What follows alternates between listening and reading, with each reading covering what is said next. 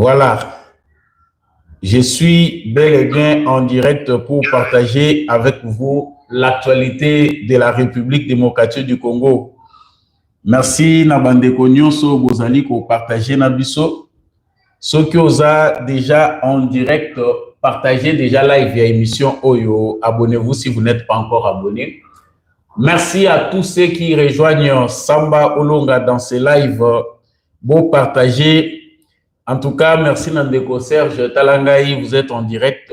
Tous ceux qui sont en direct, bon partager live émission. Oh, je suis bel et bien en direct et vous êtes sur la bonne fréquence que j'appelle la fréquence des éclairés à travers l'émission Debout Congolais. Bienvenue sur la fréquence des éclairés.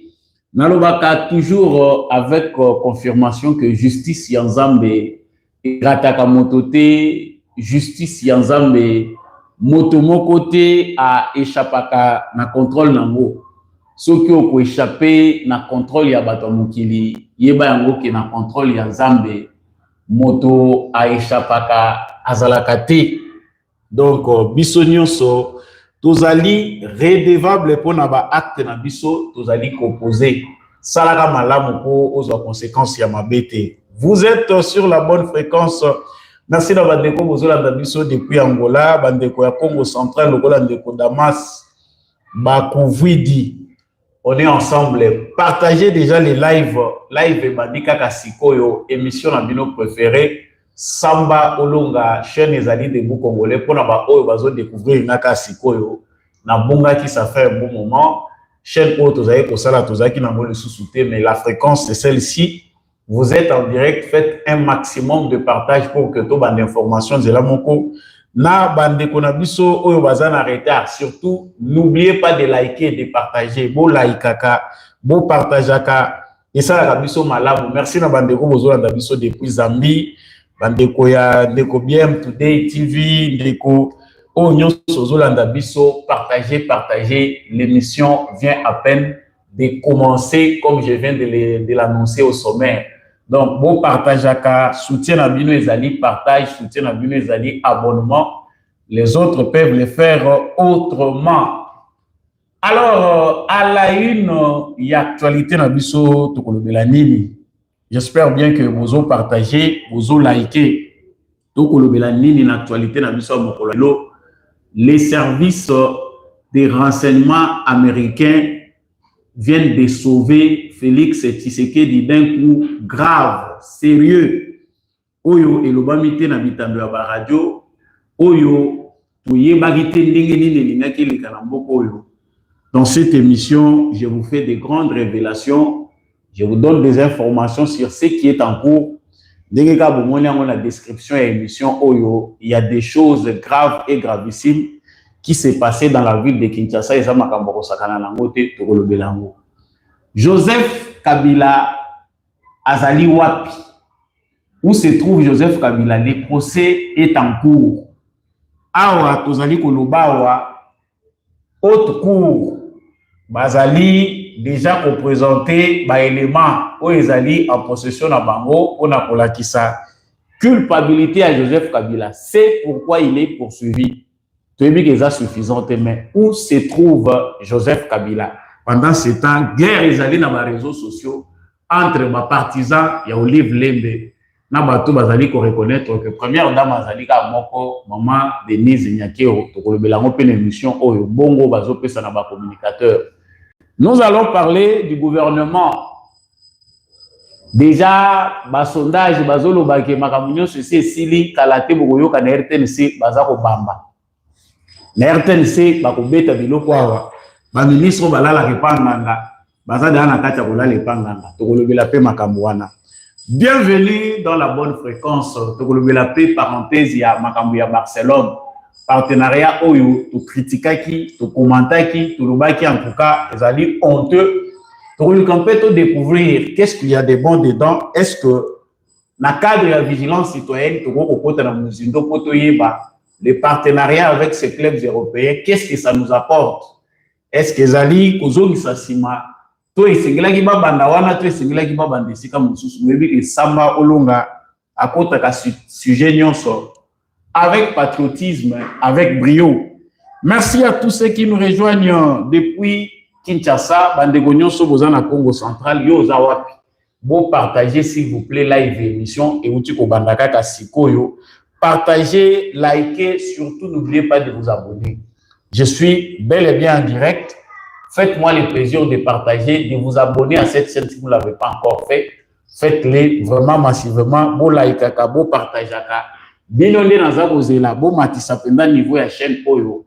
Fréquence au Bogozan Nango les sous-soutés. Chaque fois qu'il y a actualité, Samba Olonga sera là avec vous à 16h pour partager avec vous l'actualité de la République démocratique du Congo. Voilà. Lenge na utaki kolobango awa na kati émission Oyo. Na début, topé na sommaire. Na ebisaki bino que il y a des choses graves qui se passent dans la ville de Kinshasa. Avant la côte, na Muzindo, na ma détail. Lélo, pour ceux qui fréquentent la ville de Kinshasa, moi, timidité, morona crainte, et zalaki pour certains Indiens, Oyo, Bafongolaka, ba société na bango, bazana ba magasin na bango, na Zando ya Mune, la ville de Kinshasa, bazalaki na moi timidité, pour na kofongola bandako na bango, vu ba information Oyo, bango, bazui. C'est-à-dire, ils avaient la crainte.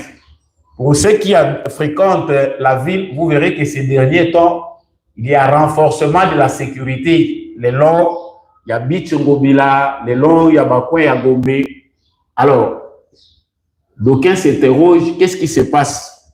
Parce que Moni Batumsous, Balinagakumona, militaire, Oyo Baza, lourdement armé, en mouvementé. Et puis, ça a impression à ma baie, surtout pour la mission Batoyo. Tout le monde a colloqué information aux autres partout comme on a c'est que ma belle Zali Namboka. Il y avait crainte ce matin. Alors, qu'est-ce qui s'est passé réellement? Parce qu'il y a Makas ici l'équipe. Dans la ville de Kinshasa, comme nous l'avons dit dans les émissions où ici les Kaki, il y avait un coup planifié dans cette ville, Napenazana Kinshasa, où il y a des jours passés. Qu'il y a une opération, il y a sabotage, balingi basala, pas monter kumoko, genre il y a Christian Malanga. Parce que avec Christian Malanga, ça s'est soldé par une aventure pour bateau ba rassurer qui babanga ki bazonga ki sima. Yango ku ya Christian Malanga et bimangi logo la moi théâtre moko boye. Donc basi qui touche. Mais ba vrai acteur il y a film bazala qui toujours là, en train d'attendre le bon moment pour babeta eloko na bango ndenge ba mesana kosala. Alors, ici tant toza kolobawa bolandi bino moko arrestation ya ba généraux ebele. Lobby il y a eu na CNS, Conseil national de sécurité, confrontation entre les généraux Chiko Chitambwe na ancien chef d'état-major Christian Chiwewe. Bazalaki o yoka bango na ba information makambo elekaki wana. C'est-à-dire tout d'abord premièrement lo ya ba généraux ya liboso bakangamaki na affaire ya makambo ya chute ya Goma na Bukavu. Ase lola na ebite soki terme za kokoka na lisanga wana babakisi lisanga ya ba généraux mususu oyo bazali suspecté ya coup oyo bazalaki ko préparer na ville ya Kinshasa. Kaka na année oyo tozali, on a arrêté une quarantaine de militaires na commune ya Bandalungwa na ville ya Kinshasa oyo tozali. Ces militaires là bazalaki na réunion na kati ya hôtel moko. Ma pesi bango réunion balobi bazala na réunion ba monter kaka une vidéo na bango wana ekokende koleka na chaîne moko ya place et ils étaient déjà en train d'enregistrer la vidéo puis ba enregistrer déjà vidéo na bango et logo etikalaki na bango ezalaki kaka opération et ça les mandé que bazala ko s'attendre nango pour que bakende na vidéo na bango na chaîne wana to éviter ngakeza la RTNC to na chaîne oyo bouti koyoka ba uti ko perquisitionner mikolo ezoleka ko kuma na information wana.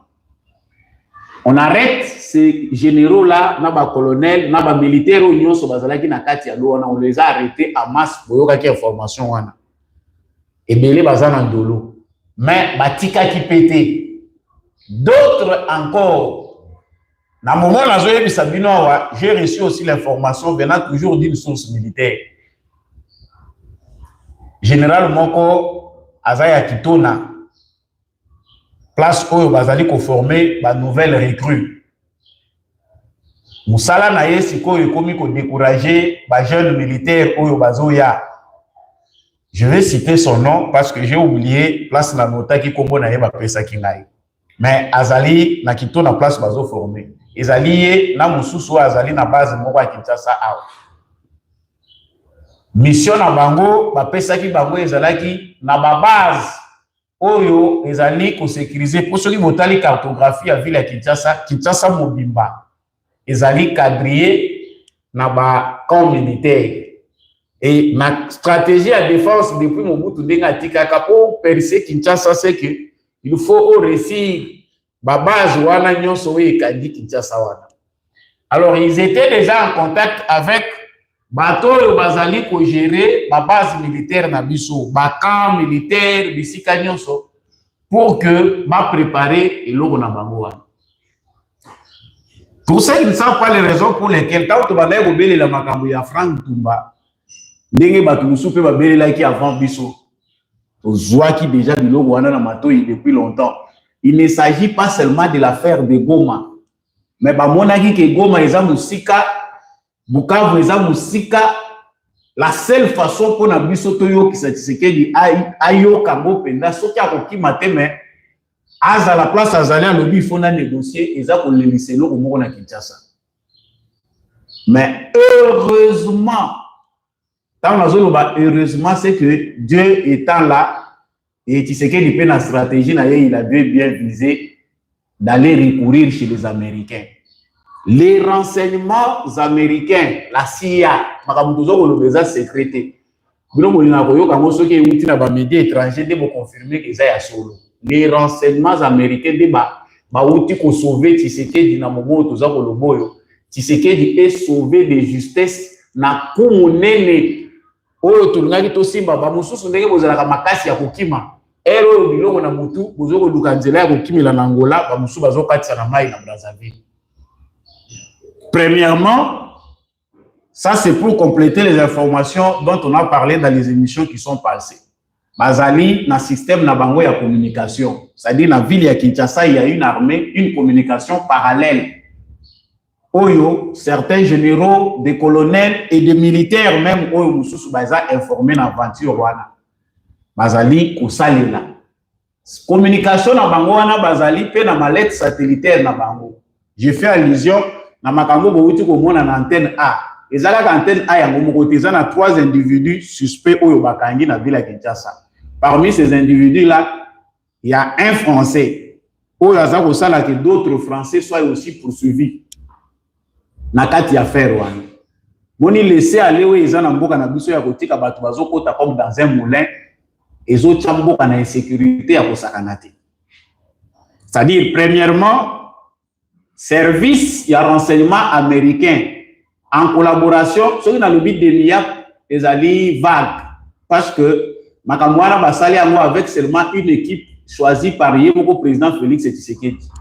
Vous allez remarquer ces derniers temps que concentration à Makambo Etali sûreté à l'État dans service et à Mboka Mingi sur le plan sécuritaire, Tshisekedi utilise beaucoup CNS.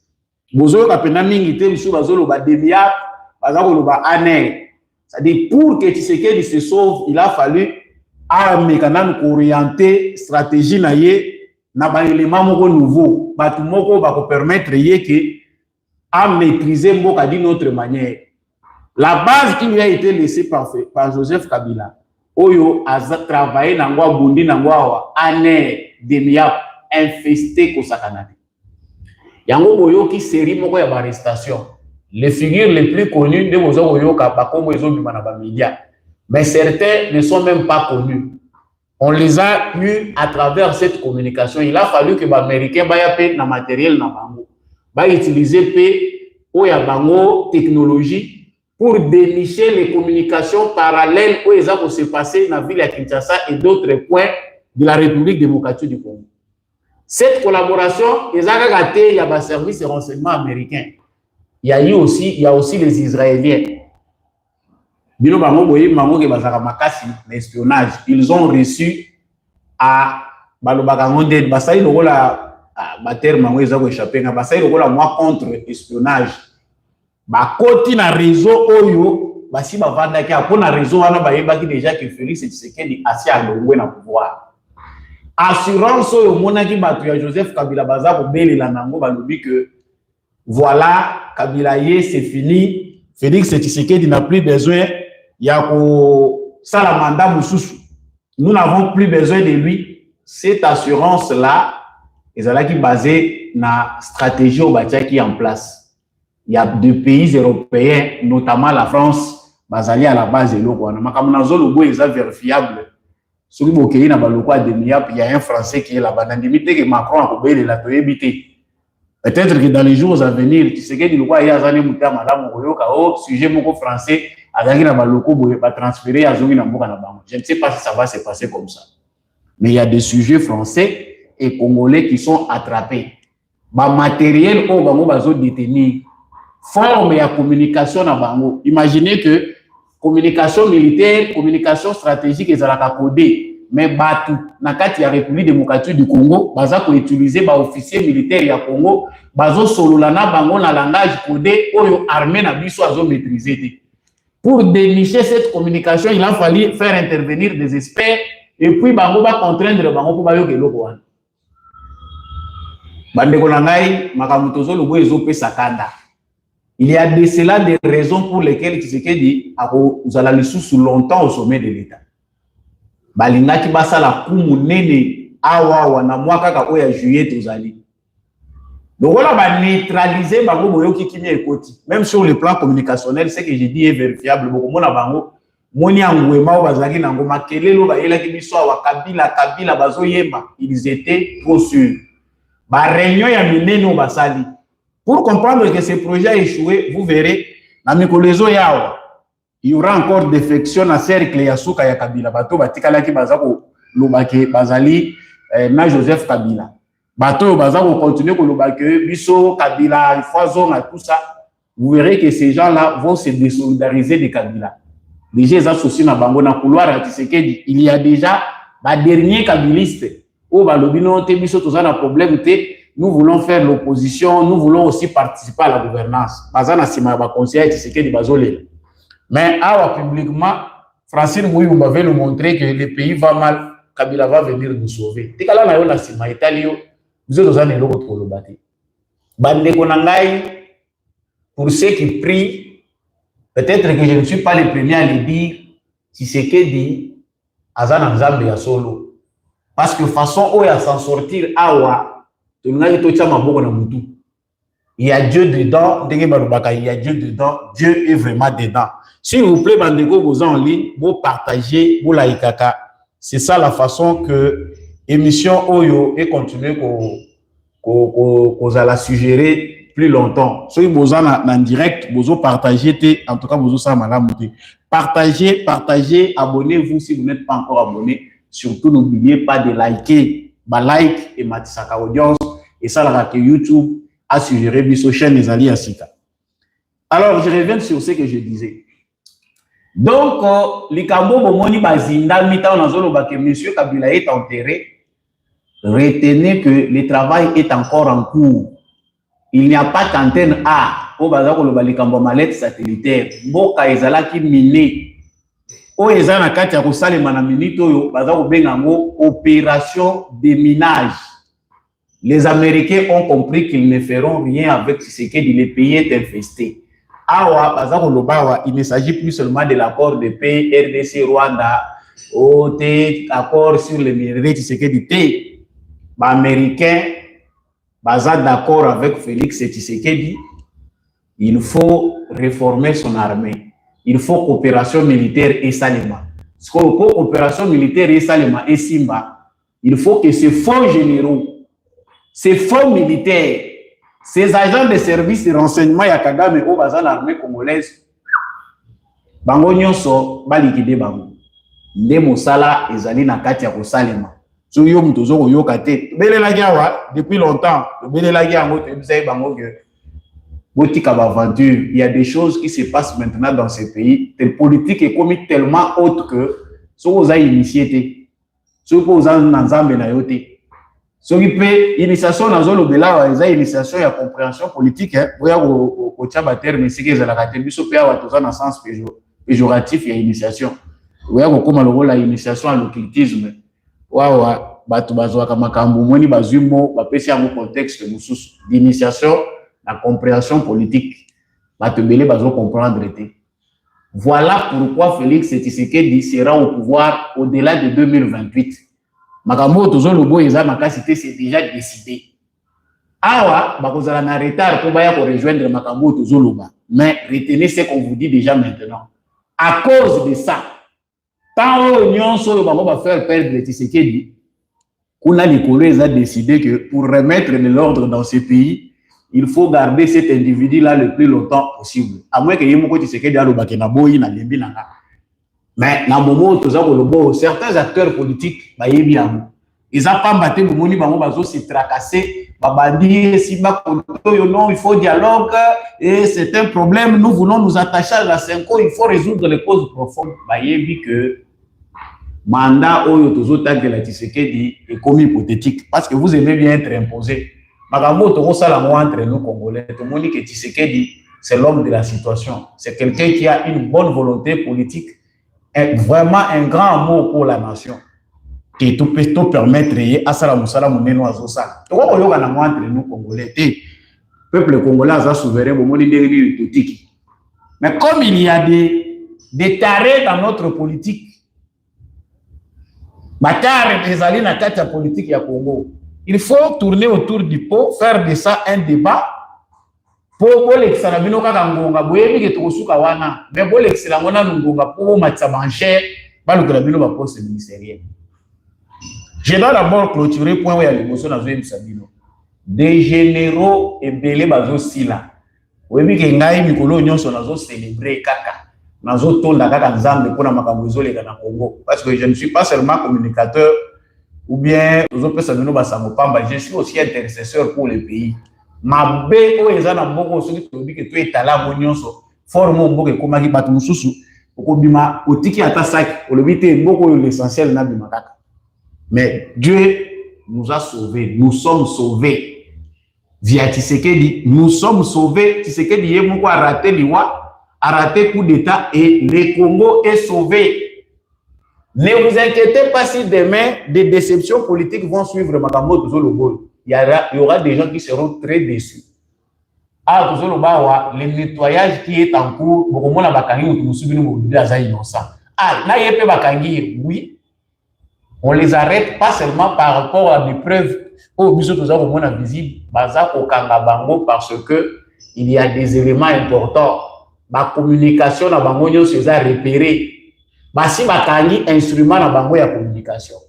Ah, bazolo ba antenne A, boyoki balobi ma lettre antenne A. Eza na ba chaîne moko etikali awo. Na ba chaîne eza ko émettre na ville ya Kinshasa. 5 chaînes ya télévision au total. Eza ba chaîne ya télévision te. Eza ba centre na bango stratégique. Ba mususu déjà tout la mwisi ya zaza ba responsable la ba chaîne wana tango ba yoki kaka ki basi ba timbeli biso baza déjà mbango na poto. Okokima na yo mais okokima longtemps te. Le réseau est déjà découvert, mis à nu. Là, nous assistons au nettoyage des services de sécurité de la République démocratique du Congo. Tshisekedi, par sagesse, a commis ce point avec les États-Unis d'Amérique. On peut s'assurer que les renseignements congolais seront nettoyés, l'armée congolaise la nettoyer. Si possible, on va s'étendre jusqu'à la police nationale. Parce que degré il y a infiltration niveau il y a infiltration bandegonanga biso moko ba congolais to ko kolonga bote to nettoyer armée na biso ezo senga bato bazana expertise ya likolo, une bonne technologie pour surveiller de près tous ces aventuriers, ces barbares qui nous ont pris en otage. Samami Baleza Mamazolo ba intérim ya Kabila. Avant la kota affaire politique na ba nomination et en cours. S'il vous plaît, partagez, likez. Vous likez kabo, partagez, vous avez BD en ligne, mais dans un monde ba like na binoté. Vous êtes à Bokomi Komata 180. Likez, partagez s'il vous plaît, chers frères et sœurs, chers abonnés de Debout Congolais TV. Vous likez, vous partagez, ça nous fait du bien, ça donne de l'audience. Voilà.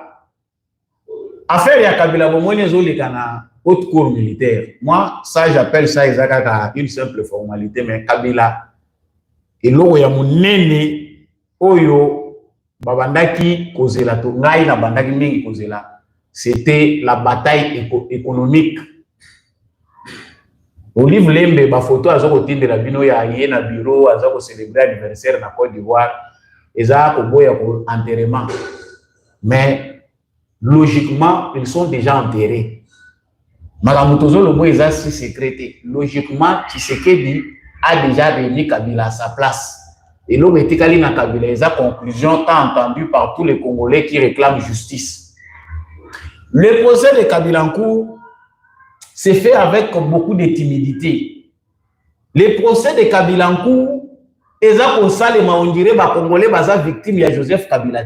J'ai mal pour mon pays. Je ne sais pas si mon état d'esprit est un état d'esprit à Congolais.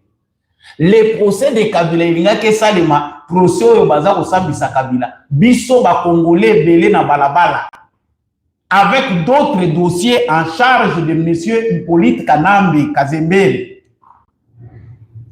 Mais je ne sais pas l'indifférence qui fait que on a minute va reprocher la Congolais et Salema sous observation des Congolais, comme si nous n'avons pas été victimes.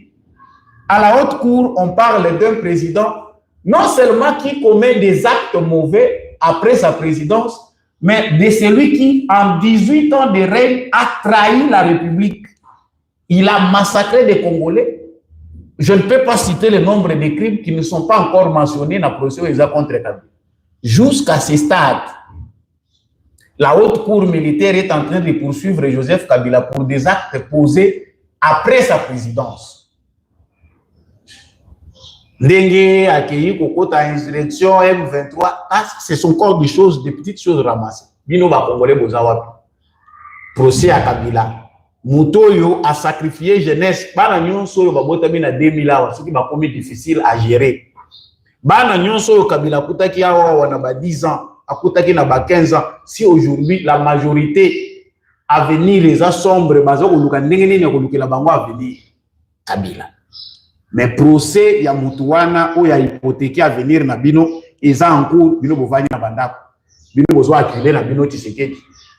Oyo kutaza ko sauver bino dans les 6 années ici. À moins que vous à la Congolais moko, je ne sais pas, de mauvaise qualité comme tout le monde le dit. Pour me mamakambouana. Mais qu'est-ce qui se passe dans le procès wana? Moi, ce que je vois dans ce procès, je ne sais pas si tout le monde le voit. Et ça dit d'abord, premièrement, que le procès est pour ça, les manabatumi, oyo, bazobanga Kabila. Oyo, naturellement, ils doivent remercier Kabila parce que depuis tout ce temps, Azalagina Bango, il les a enrichis, il les a permis d'amasser des fortunes. Et aujourd'hui, quand ils voient là où ils sont, ils disent voilà, que ça la procès à Moutaboé. Je dis ce que je pense en fonction de l'information aux besoin. Dans la haute cour militaire, pour aborder question à Joseph Kabila. Vous avez vu dans le commentaire, on a la fois passée, dans un ministre intérimaire, il y a justice. Pour jouer intérim, il y a Constant Moutamba. Tant que vous avez procès, procès à Joseph Kabila. Au tali façon, on très réservé à Zobanga. Dire des mots justes à la place qu'il faut, moni réserve à comme diplomate, plus que même la ministre des Affaires étrangères. C'est qu'il y a des gens, ni tout na bango, penchant na bango, et tengama déjà côté à Joseph Kabila que il ne peut pas en ce moment avoir le courage de parler des choses que nous attendons. J'ai aussi eu le privilège d'entendre moi, Laurent Désiré Kabila, Oyo Kombo Ezo échappé Ngayawa, le nom va venir. Ndeko yo aza kolobela makambo posa Kabila lobi identité ya Kabila. Je ne sais pas pourquoi biso nyonso tozana makambo koloba tozokoka koloba ngote. Ya on moni tant na lobaka makambo ba congolais na lobaka, moni vous êtes libre mais vous ne savez pas que vous êtes libre. Na beta kaka liseso soki na zolobela makambo. Ntaba bakanga 18 ans na singa. Mukolo bakati singa taba remarqué te ke bakata singa. Tabazo continuer koliaka matite kaoka parce que habitué déjà à être à la corde, yebi ke nazalaka nanga kaka na 2 mètres ou na la koma kati mais bakati singa tabazo tourner kaka sur place. Ezali mentalité oyo alataki pendant tout ce temps qu'il était à la corde. C'est ce que nous sommes nous Congolais. On nous a donné une liberté par Tshisekedi, une démocratie rénovée. Mais on ne sait pas s'en servir. Kabila azali usurpateur ya identité. Kabila saleli usage de faux. Il a escroqué toute la République. Logiquement, s'il faut tenir compte de l'identité qu'il nous a présenté certains Katangais après, basali mea culpa. Balobi que voilà, ce monsieur-là n'était pas le nôtre. Nous lui avons vendu notre identité. Otokomisaye Joseph Kabila Kabange, il nous avait payé pour tout ça à Yango. Nous avons travaillé sur ça. Et ce ne sont pas seulement des Katangais qui le disent. Certains blancs au Bazan Occident, balobi, oui, effectivement, ce monsieur-là n'était pas votre frère. Ce n'était pas un Congolais, parce que Doumouna qui musée à comment qui dérangeant, il était encombrant, tout ça, les Congolais entendent ça. Vous savez pourquoi on se moque de nous? Dans d'autres pays, ils ont dit l'acheter à modèle. Et jusque-là, il y a encore une campagne de communication. Pendant que Kabila, l'avenir est incertain, il fuit de pays en pays parce que bisika nyonso Kabila zo ke na mukanda na ye bazo boye na ye. Bazo boye ya kozwa ba problème, bazo tala degré ya makambo eza na Congo. Kabila veut maintenant aller s'exiler dans un pays pour akoma kaka ke ngai kaka na vanda na pays wa ba pays bile komi ko banga makambo. Soki bomoni Olive Lemba komi na Côte d'Ivoire eza secrétaire Kabila pas azalaki kuna. Faute d'une diplomatie qui leur permettrait d'échapper à l'étau qui se resserre davantage autour de leur cou, autour d'eux, ils doivent maintenant trouver déjà un abri. Mais au Kobatama, wapi. Loba otimo la mabele, otimo le omikundi yo moko sanke toye ba wana ndeto koyeba lisusu te. Mais na mukilo tozali ata oke Cuba to kolanda yo. Joseph Kabila azaki pe na Côte d'Ivoire, bisika Olive Lemba ke ko fêter, ake ko célébrer makamuna ye. Place quoi yake ko sala makambo na yo anniversaire, les anniversaires étaient qui sont les derniers fidèles. Bon le côté ata Makele la média, vous pensez que ça va bouger Tshisekedi? Le bruit qu'on fait dans les médias ici, vous pensez vraiment qu'il y a un intérêt de Tshisekedi dans tout ça? Tshisekedi a ça à Koli. À Koli makasi 6 ans de fabriquer comme si mutususu. Au moins il y a mindene babangi balobi non ça c'est un homme exceptionnel. Muto enduré bo bengeni, au diriger mboko eza facilité. Comment il peut arriver à faire ça? Yo Kabila Olobite, j'avais dirigé le Congo, j'ai l'expérience. Parce que l'expérience, c'est en haut. Là, on est en train d'arrêter les Katangais. Les généraux Katangais sont en train d'être déterminés par Tshisekedi. C'est l'argent qu'on paye. Olive Lemba ko futa bambongo pour que Batouba tisse aide tribal. Bafinga ta maman Denise Nyakio. Allez-y dans les réseaux sociaux, voir ce que ça donne quand on utilise des idiots à la place des gens intelligents. Parce que quelqu'un d'intelligent, même si on peut s'y bon pour ça, il a une forme, mais quand on est face à des gens que je peux appeler vraiment dans le langage Ezali, Yamalabu, Ezali, ce sont des idiots, on utilise via l'argent. Débat dans les réseaux sociaux et qui dit maman, yo Denise, ce qui maman Olive Lembe. Pendant toutes ces 18 années, vous allez pouvoir retourner aux la première dame. Et là, on dit chacun a son approche. L'amour, l'intelligence, la sagesse nous différencient dans la société. Aux alaki a au sala nyonso non yo préféra ki o sa biso à travers des médias. Balakisi biso yo mama waro, balakisi biso mama moko ya malamu, alors qu'en vérité aux ataraba la sorcière. Moni image et médias et ça qui n'a moi sur les lois et finir par que les médias des fois nous fabriquent des images biaisées, des images montées en toutes pièces pour la couper sa biso bateau na format ou basalité. L'essor de M. Joseph Kabila a été déjà scellé depuis le moment où il a engagé beaucoup d'argent aux États-Unis d'Amérique et les Américains ont donné suite de non-recevoir. Diplomatie à Kabila dans les États-Unis tant échoué, tout le monde savait que c'est fini. Son avenir maintenant est entre les mains de Tshisekedi. Qu'est-ce que Kabila devait trouver maintenant à ce moment? Non, il fallait que Dieu ben Nasima Senko na SCC. Nalo ko komela bino isika wana pour biloko ko bimawa. Bandeko na ngai eloko ekitika ezate. Omoni batu nyonso yo lelo baza ko vendre la dialogue. Là na komi ko kende siko na makambo essentiel là. Likez s'il vous plaît. Vous avez belé, nous avons un like. Bon likez, bandeko na ngai, bon partagez. Et ça là bien. Partagez, likez, abonnez-vous si vous n'êtes pas encore abonné. Voilà. Na koti na makambo tozo zela. Na ebisa ki bino avec déception kozala. Mais belé déjà on va nous faire ça raison. L'émission na ngoye le ka ki ta on belé makambo dialogue na ba que déception est grande. Si c'est que n'est pas en esprit avec leur aventure. Dialogue ba luka wana et qu'on risquait et ça les monter. Parce que les intérêts des Congolais ne sont pas là, Tshisekedi aussi ne sera pas là-bas. Je l'avais déjà prédit et nous y allons. Ah, toujours le gouvernement imminent. Ah, on attend le gouvernement mourir. Côté batuna bakaye des charges bavani na babiro bazozi na Tshisekedi pour la dialogue. Dialogue il y a 5 ans SCC pour la cohésion nationale, résoudre les causes profondes du conflit. Ça, c'est la vengeance. Le Congo a besoin de la vengeance à cause de tout ce que nous avons subi. Les Congolais réclament justice. Et il y a un petit groupe d'individus qui pensent que nous devons encore totalement la ressource n'a pas bourbier, n'a pas ornière laissée par Kabila.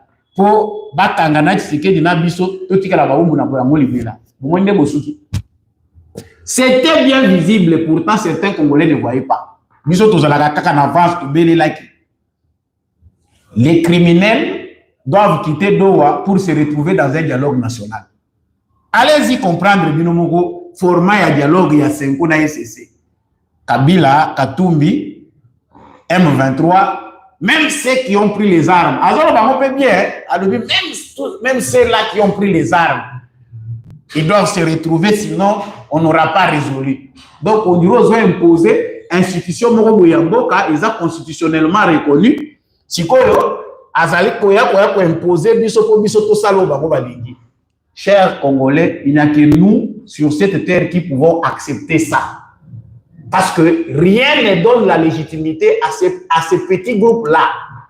Il y a koya imposer biso makambo. Au nom de nous, basé opinion qui les a mandatés, ils sont qui par rapport à notre constitution? Ça dit dans Mokoyo, il y a un groupe armés des individus se révoltent tout le temps.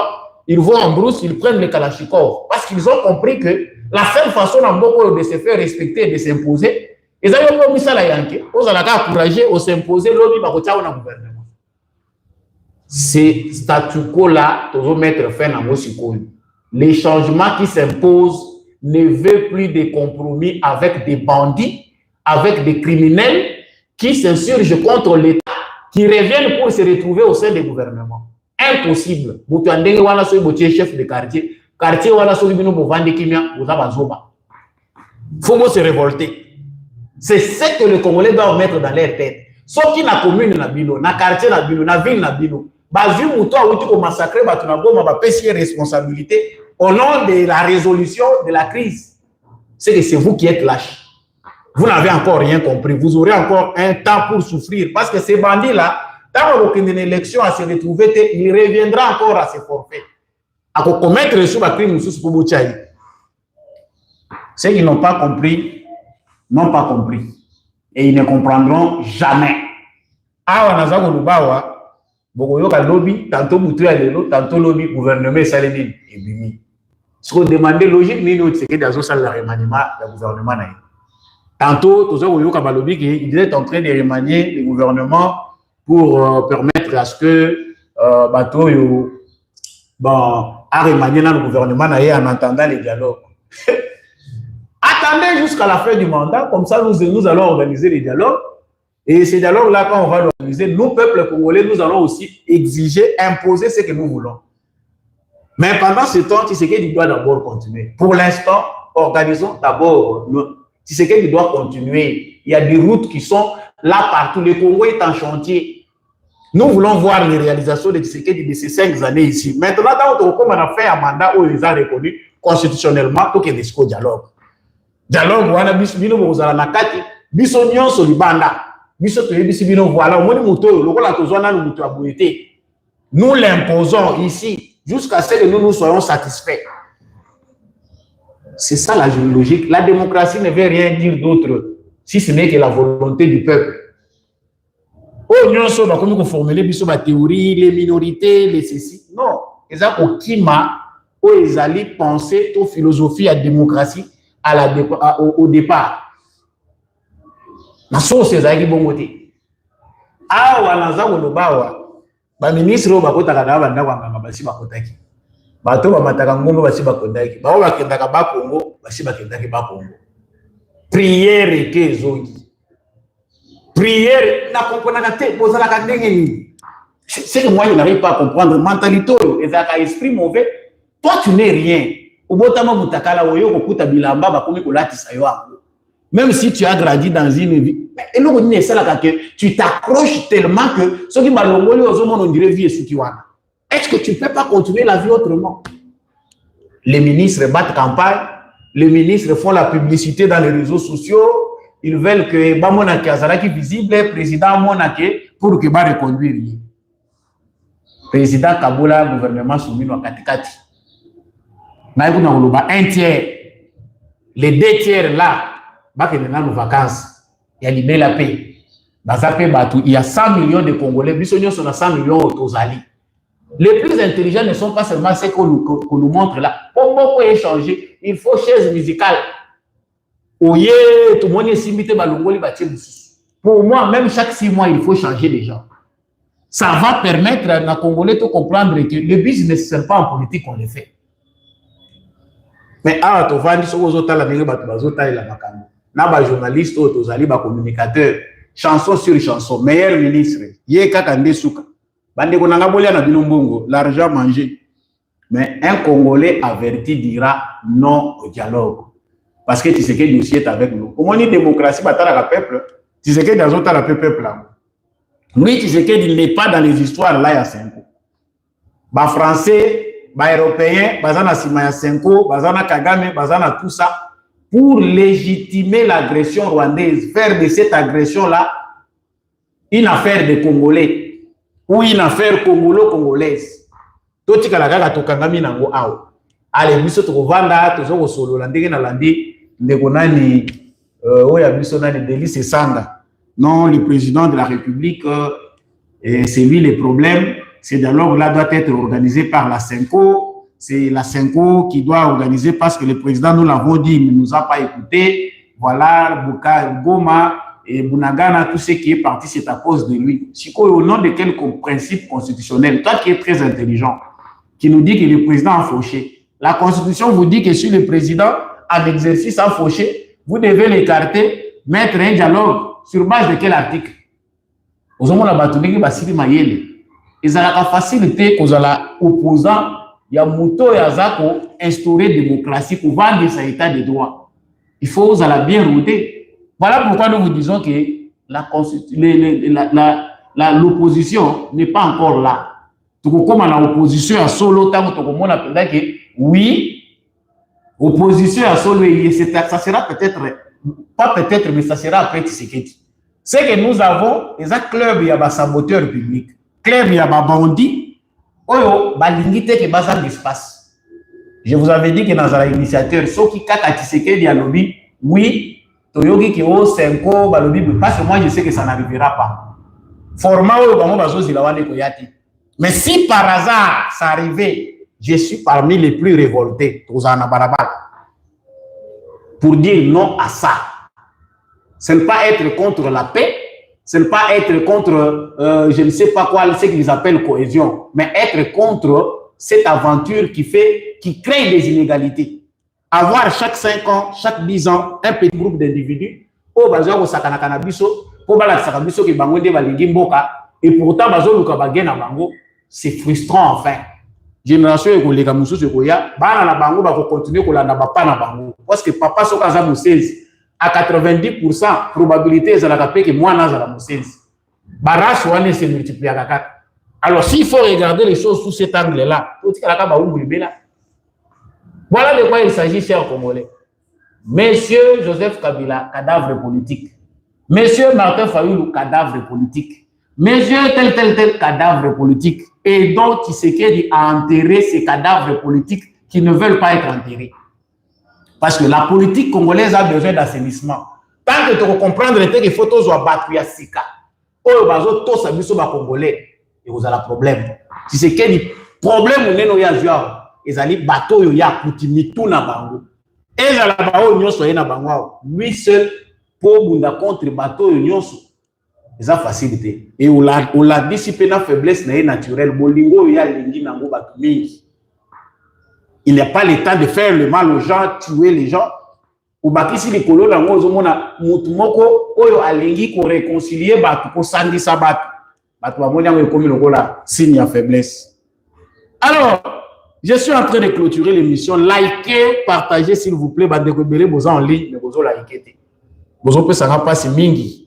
Bon partagez, bon likez et surtout soutenez votre émission. Dans ce qui s'en affaire, il y a Didier Boudim. Affaire raison concernée, bah jeune belé baza intéressé. Moi aussi, je suivais de près cette aventure, si je peux appeler ça comme ça. Il y a un partenariat dans un club européen. Je suis aussi parmi les premiers qui ont critiqué cette affaire parce que on ne peut pas au tikinda kuna salité balamoko libanda oke oluka ndenge libo ke ndeko soigner image nango libanda oke kateza salité. C'était un peu ça la logique du départ. Maintenant officiellement le FC Barcelone club espagnol aza sûr qu'il n'a pas informé mututé ba congolais ba comment koyeba Barcelone ko leka vite na imane. FC Barcelone a lobby, oui. Partenariat est déjà signé entre République démocratique du Congo et FC Barcelone. Promotion et culture. Professionnalisation en football. Si je peux résumer ça comme ça. Malam Otanga, ils ont bien. Je vais mettre sur ça dans le pour tout détailler malam. Mais communication est payante. Information est gratuite. Mais communication est payante. Quand le ministre des tutelles, il y a un ministère wana azako se donner PNT. Il y a koyeba ndenge nini ko rendre compte na ba Congolais, ko vulgariser oyo ezali politique na ye, oyo bazali ko contredire a wana za musana la biso. Mais l'homme à retenir ezali que à cause il y a ma petite structure politisée, il y a football à l'interne, il y a ba sport na biso à l'interne. Nos sports, ils allaient se ruiner alors que tous avons des talents, ou lelo et qu'on a mis biso valeur ajoutée. Ceux qui sont sportifs, na biso va comme qu'on gagne. Pouvoir d'achat na bango pe comme ni kolo, va comme qu'on soit revenu moko eza consistant. Les pays aussi vont se développer. Parce que nous avons na guerre. Makambo ba moni, ba de ko tchaka ya makambo. Même sport wana, et cause la paix vecteur moko, ou qu'on mettre au même paix kimia. Parce que si plus de 70% de la population congolaise est jeune. Et que les jeunes wana ba talent na bango ba trouver ba structure et encadrement où ils allaient kokumba bango. Ça peut diminuer l'insécurité, ça peut diminuer les banditismes urbains au toza ko mona awa. Et là on a ce pays na ils allaient que na partenariat na FC Barcelone ba élément et belé clé ils allaient. Nos jeunes bazan a droit chaque année il y a un nombre limité à ba jeunes au ba okende. Dans un stage professionnel dans Barcelone, Barcelone est la paix vitrine, Oyo et Kobanda paix, la promotion, il y a culture, il y a affaire réseau les Ghana Congo, les Congo a une vitrine, il y a exposer Makambo et Zota la Mboka na biso. Et ça peut aussi attirer des investisseurs, ça peut attirer des opérateurs économiques, Oyo baza komona ba opportunité na Oyo Congo eza ko présenter. En tout cas, vu sous cet angle, c'est un partenariat bénéfique à la longue pour la République démocratique du Congo. Mais là, les alliés mabé, les alliés qui insister dans les alliés transparence. Nous sommes à un niveau élevé à transparence. Il faut aider les Congolais parce que les Congolais ont une crise de confiance. Le fossé est tellement long que même si vous avez les autres proposés, les Kabouyakito, si vous avez vous présenter en côté, parce que les gens n'ont plus confiance dans le gouvernement. Depuis depuis Mobutu, les politiciens ne sont pas les yo kanisa ta oye sauver ba kondima yo facilement si c'est que yo bazolo ba bomaye et belé zui bango temps pour pas comprendre que ah moto et photo tika hier. Voilà ce que je voulais ajouter comme commentaire à partenariat pour les gens au Salima na FC Barcelone. Je remercie bandeko nyonso yo boza en ligne pour partager l'actualité à la République démocratique du Congo. Merci à tous ceux qui ont commenté, merci à tous ceux qui like, bandeko bozo liker, bo partager. Samba olonga liboso na bino comme d'habitude. Samba olonga liboso na bino comme d'habitude. Moi na mboka. Chaîne Weza chaîne na bino. Les rendez-vous c'est pour prochainement demain. Toujours na ba heure pareil. Bo likaka, bo partager, bo s'abonner. Ya mutu ya ezali bendele ko yate. Ceux qui congolais à l'élo à comprendre que les souverains c'est le peuple. Même après Tshisekedi, c'est le peuple qui va s'imposer et le Congo gagnera toujours. Merci à l'homme de la vérité des urnes. Merci à Jean-Louis Timbalanga, Papa Boniface Mpunga, Papa Maurice Okikangala, Maman Lisette Mungendo, Maman Ali Massamba, Papa Paulin Chika, Maman Rose Sirikari, Papa Jean-Marie Kaye, Bandeko Nyonso Bozali Kolanda Samba, Olonga, je vous aime beaucoup. Et mention spéciale na Bandeko Nyonso Bozali en ligne na Bachat partout où Obino Bozali. En tout cas, merci d'avoir été en direct. La chaîne des éclairés est là pour vous éclairer. Vous pouvez soutenir cette émission na ba numéro bozo komona na ba fiche na biso financièrement ou en vous abonnant, en partageant. Samba Olonga est là. Rendez-vous prochaine émission. Au revoir.